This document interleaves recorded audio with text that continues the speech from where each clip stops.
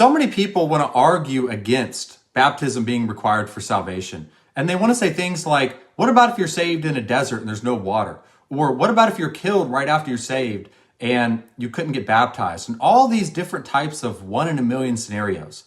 And they fight against what the scriptures plainly say, that baptism saves.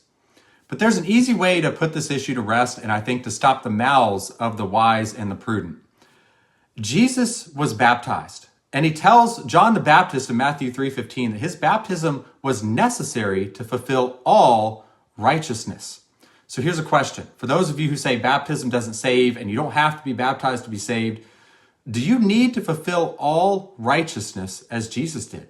Or do you have to follow Jesus? Because Peter says in 1 Peter 2:21, for to this you were called, because Christ also suffered for us, leaving us an example that you should follow his steps. He's our example. We follow him. So do you have to follow Jesus to be saved? Because if you say we don't need to be baptized to be saved, then what you're saying, whether you know it or not, is you don't have to follow Jesus. Jesus said he did it to fulfill all righteousness. And Peter says Christ suffered for us, leaving us an example that we should follow in his steps. So if you say you don't have to be baptized, you're saying it's not necessary to follow Jesus. And to walk in his footsteps is what you're saying. And you might say, oh, we should be baptized out of obedience, but it has nothing to do with our salvation. Then what you're saying is that obedience isn't required for salvation.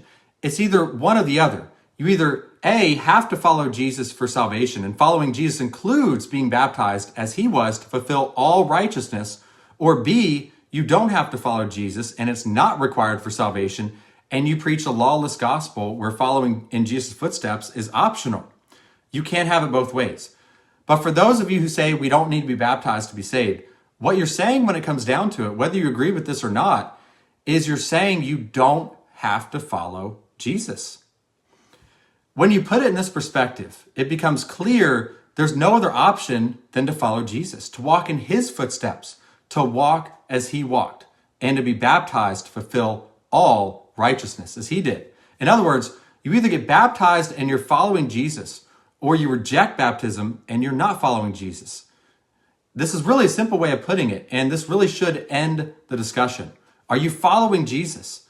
You're either a follower of Jesus, you're a disciple of Jesus, or you aren't. It's that simple.